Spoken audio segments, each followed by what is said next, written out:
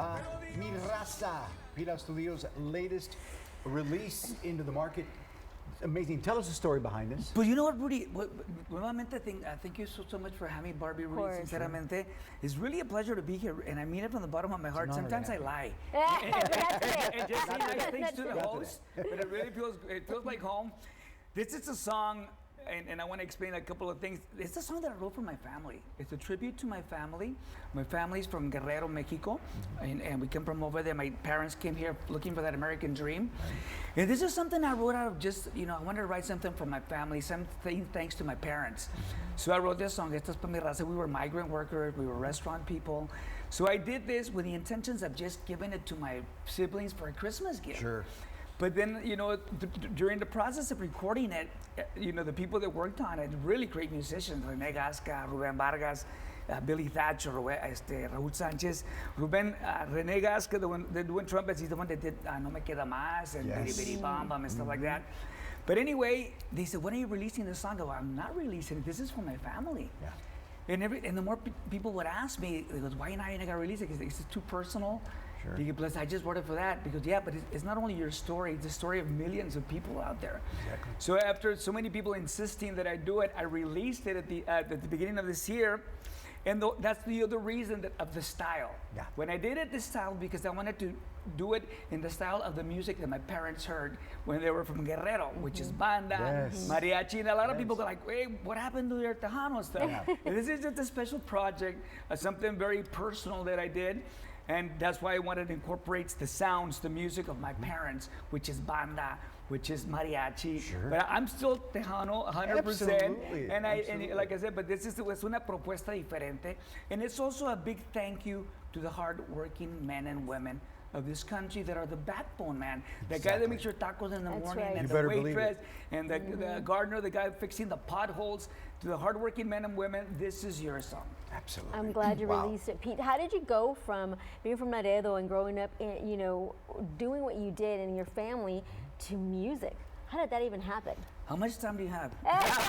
We got the whole show for you. I grew up the same way, very somewhat normal life. Like I said, we were migrants. Then we did the restaurant business. And I went a couple of years to college. I tried that a couple of years. And then I opened up another restaurant with my brother. And then that's when I said, I had the bug in me. I just didn't know how to expose it because I don't come from a musical background. So I just said, you know what, I'm just gonna dive into it. And I started doing not karaoke, because back in the day, I don't think there was karaoke, but little bar competitions and little contests. And I got my confianza, I started winning. So I said, maybe I can sing, because I knew it was something inside me, I just didn't know how to bring it out. I came in Laredo, I met up with Joe Ojeda, who also became part of Los Dinos. That's right. And we formed a little duet called the Bad Boys. And that's how we started working in Laredo with not very good success, because that's the way it happens. Nobody knows you. Right. And we were a duet. He played keyboards, I sang.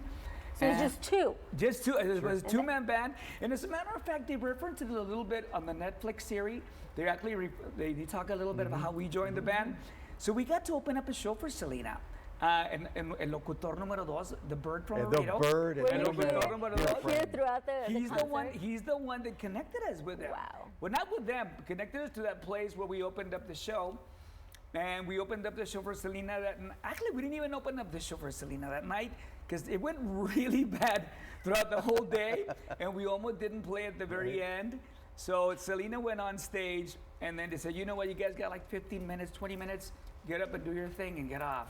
Bottom line. So when we got up and played, the Bad Boys, Joe Ojeda and myself, A.B. and Suzette and them, they were walking out because they had finished their set. And according to them, so it's just according to them, not me, they said that when they were walking out, they said, like, we started playing, they go like, that can't be them. It's only two of them, and only one plays instruments. Yep. But we had the whole concept of a band, so they went back inside the club and heard our set. And after the night ended, A.B. came up to me to say hello, and then Ricky and Jesse Barra, I think, was the guitar player at the time. And they just came out, even Suzette and Selena, because the night had ended, so there was just staff in there. And then ultimately, Abraham came up to me, like, who's your manager? I go, there's no manager. Well, who does your bookings? There's no booking agent. It's just him and me, him and I. Wow. It's just two here. And I remember this. This is the way I remember it. Sometimes, you know, it's been a long time. And sometimes we remember stories differently. But I literally remember him handing me a card and says, "Do you want to work?" I go, "Yes, sir, I do." He goes, "Give me a call on Monday." Wow. This was a Tuesday because they would do Tejano Tuesdays. Right. So I called him, and he hired us to start opening up shows for Selena. And that's how we started our connection with Adinos. So And the this was rest the is history. summer of '88. Wow, summer of '88. That's something you never forget. Wow. Now, we'll never forget that day because that's the day that literally changed my life forever.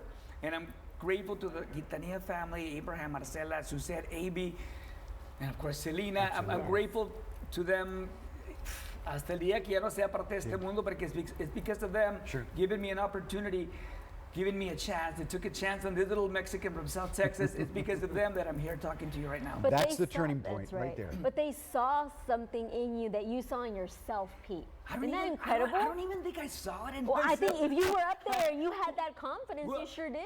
I knew I had a hunger for music. I knew I wanted to was do calling something you. with it. I knew I wanted to expose something Yeah. in me, but I didn't know how to do it. And I was trying to do what everybody else does. You start Yep. locally and doing whatever you can. But they took a chance on me. They took a chance on me and Joe and I, because we both joined in at the same.